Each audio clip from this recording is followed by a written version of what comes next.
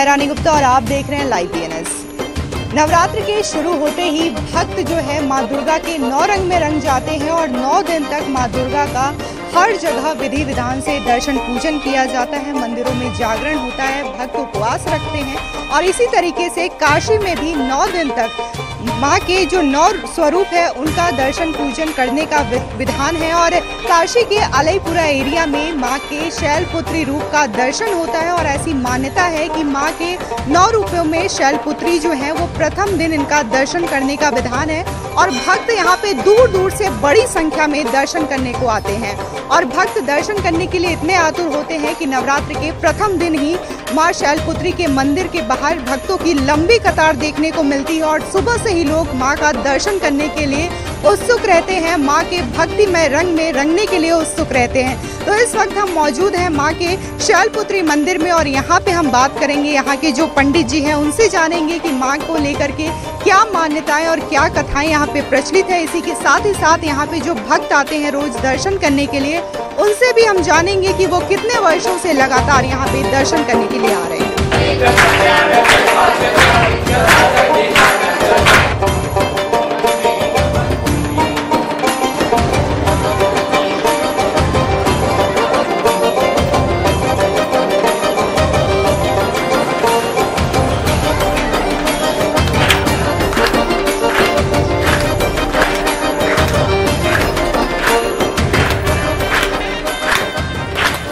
इस वक्त हम बात करने जा रहे हैं माँ शैलपुत्री मंदिर के जो महंत है पंडित बच्चीलाल गोस्वामी महाराज जी, उनसे।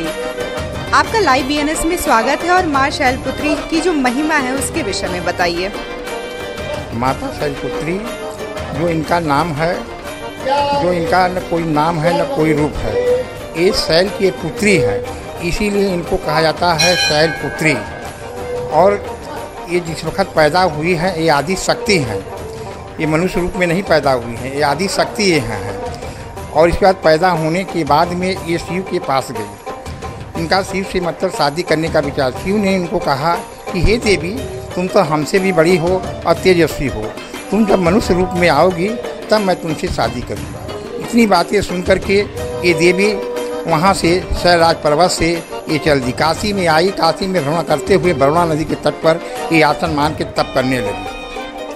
और इसके बाद में यहाँ पर कुछ दिन बीतने के बाद पिताजी इनके आए शैलेश्वर महादेव। यहाँ पर आने के बाद देखे तो पुत्री आसन मार करके बैठी हुई है और वो अपने पूजन में एकदम मग्न हुई है। बहुत तपस्या करने के बाद कुछ दिन के बाद कुआर शुक्ल पक्ष एकदम को माता ने अपनी आँख खुली और अपने पिता को दर्शन दिए। पिताजी दर्शन पा करके देवी देवताओं ने बहुत हर्षित हुए और इन्होंने कहा कि मैं 9 रूप में जन्म लूँगी और मनुष्य योनि में आऊँगी मैं। और इतनी बातें सुन करके फिर माता अंतर्ध्यान हो गई।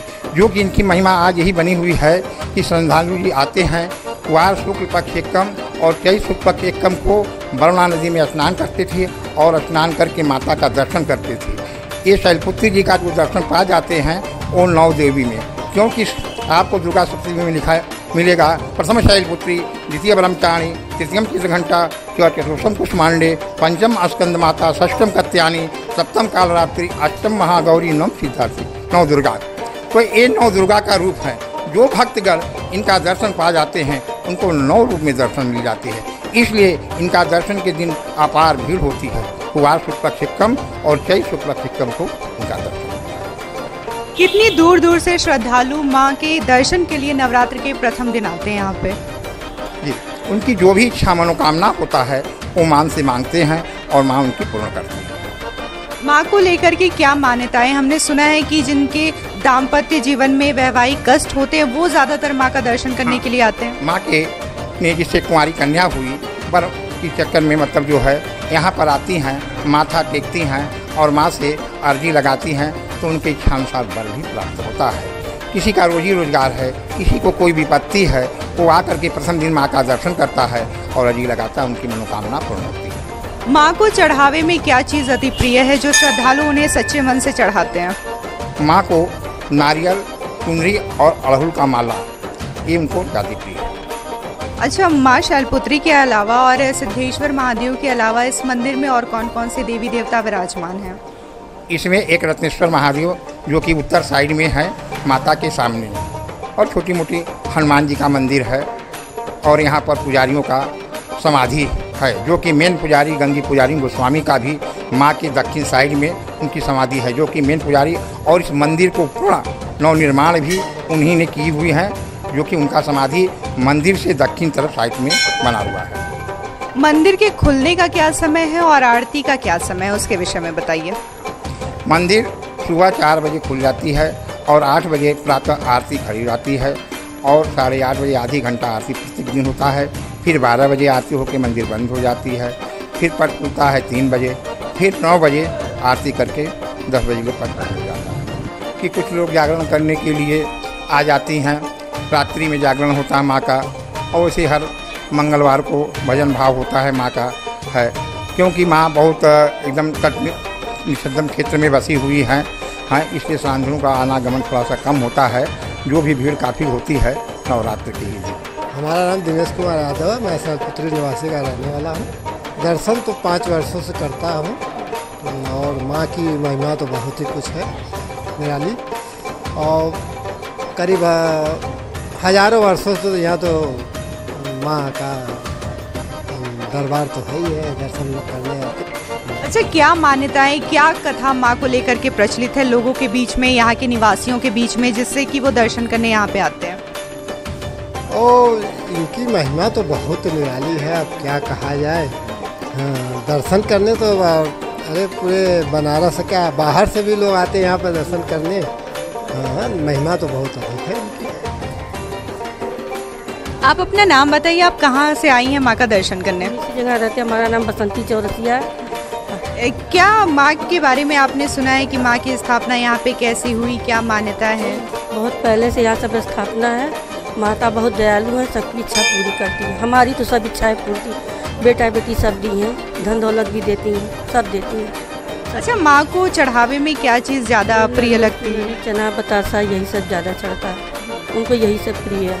अच्छा, यहाँ पे मेले का भी आयोजन होता है, कब होता है? एक तो चैत में होता है, एक तो कुआर में। मोहन कुमार सोनकर। आप कहाँ से आए हैं और कितने वर्षों से यहाँ पे आ रहे हैं दर्शन के लिए? 3 साल हो गए। आरती के समय आते हैं, 8 बजे चालू होता है, 8:30 बजे।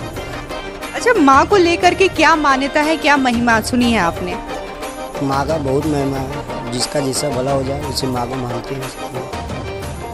आप अपना नाम बताइए, आप कहाँ से आए हैं? मेरा नाम लाल बाबू शंकर, मैं शैलपुत्री का रहने वाला हूँ। क्या मान्यताएं आपने माँ के बारे में सुनी हैं और नवरात्र के दिन कितनी भीड़ होती है यहाँ पे? नवरात्र के दिन यहाँ तो हजारों और लाखों की संख्या में भीड़ होती है। पुराने पुल की तरफ से आते हैं व्यक्ति और जलालीपुरा की तरफ से आते हैं। यहाँ तकरीबन देखा जाए तो पुलिस प्रशासन भी अपना सहयोग देती रहती है। कुछ हमारे नागरिक सुरक्षा पोस्ट वारंट के लोग हैं, वो भी सहयोग दिए रहते हैं। हिंदी युवा वाहिनी के लोग हैं, वो भी सहयोग दिए रहते हैं कि ताकि श्रद्धालुओं को कोई भी दिक्कत कष्ट ना हो पूजा पाठ करने में, आरती करवाने में। बाकी तो मैं 5 साल से लगातार ही आ रहा हूँ। आप अपना नाम बताइए, आप कहाँ से आई हैं? रोशन ये रही जब बगल में। कितने सालों से आप यहाँ पे दर्शन करने के लिए आ रही हैं? 2 साल से रही। माई का दर्शन बहुत बढ़िया होला, बहुत माई में भलाई है, सबके माई भला करेनी, सबके दर्शन होला, सब कोई आवेला उनकर दर्शन करे खातिर, सबके अपन प्रेम देनी माई। नवरात्र के प्रथम दिन में माँ शैलपुत्री के रूप में पूजी जाती हैं और नवरात्र के 9 दिन तक माँ के विभिन्न स्वरूपों का दर्शन पूजन किया जाता है और माँ की शक्तियाँ और महिमा अनंत है। जितना भी बखान माँ की शक्तियों को लेकर के किया जाए उतना ही कम है।